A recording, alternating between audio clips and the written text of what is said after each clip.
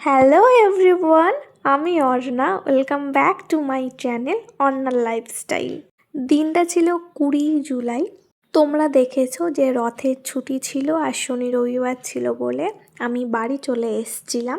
তো আবার আজকে থেকে আমার কলেজ স্টার্ট হচ্ছে, সেই জন্য আমি আবার আজকে আমার মেসের রুমে ফিরে যাচ্ছি। আবার বাড়ি আসবো শুক্রবার দিন কলেজ করে। তো যাই হোক, সকালবেলা 5টার সময় ঘুম থেকে উঠে আমি রেডি হয়ে পড়েছি, কারণ যেহেতু যেতে হবে, গিয়ে আবার কলেজ আছে, কলেজে যাব। তাই জন্য আমি রেডি হয়ে চলে এলাম বাস স্ট্যান্ডে। আমার 6:45টার দিক করে একটা বাস ছিল, তো সেই বাসে উঠে চলে এসেছি আমার রুমে। তো তখন বাজে সকাল 9টা, তো আমি পৌঁছে গেছি আমার রুমে। তো যেহেতু কয়েকদিন ছিলাম না, তো রুমের জানলা দরজা সব বন্ধ ছিল, তাই এসে প্রথমে ওগুলো খুলে দিলাম। আর এই ব্লগটা হচ্ছে অনেক পুরনো, 1 সপ্তাহ পুরনো একটা ব্লগ, তো তোমাদের সাথে শেয়ার করছি, কারণ একটু অসুবিধা ছিল, কলেজের একটু চাপ ছিল, তো সেই জন্য এডিট করা হচ্ছিল না। আমি আরও আগে চলে আসতাম আমার মেসের রুমে, যেহেতু বাসটা একটু লেট করেছিল, কারণ দাঁড়িয়ে দাঁড়িয়ে এসেছিলো, তো সেহেতু আমার 9টা বেজে গেছে আমার রুমে ঢুকতে। নাহলে আমি আরও আগে ঢুকে যেতাম, 8টা সাড়ে 8টার দিক করে। তো যাই হোক, তো বাড়ি থেকে মা পরোটা আর আলুর দম পাঠিয়েছিল, তো সেটা গরম করে নিয়েছিলাম। যেহেতু সকালে কিছু খেয়ে বেরোয়নি, তো ওটা গরম করে প্রথমে খেয়ে নিয়েছি। তো খাওয়া দাওয়া করে বাসন টাসন ধুয়ে পরিষ্কার করে আমি চলে গেলাম স্নান করতে।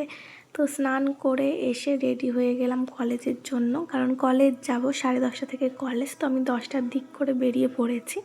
আমার কলেজ যেতে বেশি সময় লাগে না, ঠিক 5-10 মিনিট লাগে, হেঁটে গেলে 10 মিনিট আর অটোতে গেলে 5 মিনিট, তো অটো ধরেছিলাম।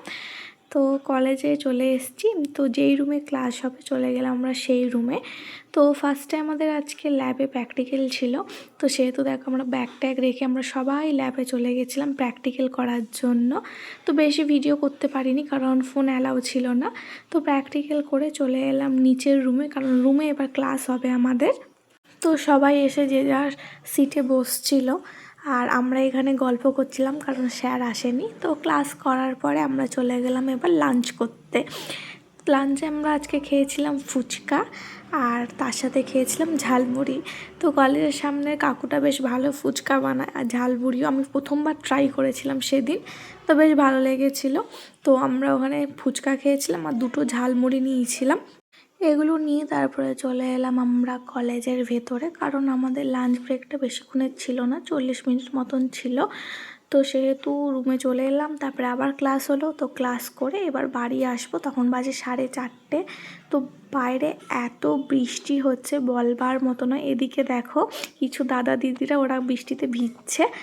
তো যাই হোক, এত বৃষ্টি হচ্ছে, তো প্রথমে তো বেরোতেই পারছিলাম না, কিন্তু যখন দেখলাম কন্টিনিউ বৃষ্টি হচ্ছে, থামছে না, তো ওই জন্য কী করলাম, যে বেরিয়ে পড়লাম, কারণ বাড়ি আসতে হবে, দেরি হচ্ছে, 5টা বেজে গেছিলো। তো ছাতা নিয়ে বেরিয়ে পড়লাম বাড়ি আসবো বলে। তো কলেজ থেকে বেরোচ্ছি, আর আমি পুরো বাড়ি আস্তে আস্তে ভিজেই গেছি, কারণ আর এখানে একটা জিনিস, প্রচণ্ড পরিমাণে বৃষ্টি হয়। আমার বাড়ির ওখানে বৃষ্টি না হলে এখানে হবে, আর এখানে না হলে বাড়ির ওখানে বৃষ্টি হবে। সে যাই হোক, একদম কুয়াশার মতন করে বৃষ্টি হচ্ছে, মানে চারিদিকে সাদা, কিচ্ছু দেখা যাচ্ছে না। তো সেরকম পরিমাণে বৃষ্টি হচ্ছে প্রচুর। আমি অটোতেও এসেছিলাম, পুরো ভিজে গেছি, কারণ এত বৃষ্টি হচ্ছিল। তো এই বৃষ্টির মধ্যে চলে এলাম রুমের সামনে। তো তোমরা দেখো, শুধু দেখলেই বুঝতে পারবে যে কি পরিমাণে বৃষ্টি হচ্ছে, পুরো সাদা হয়ে বৃষ্টি হচ্ছে, মানে কিচ্ছু দেখা যাচ্ছে না।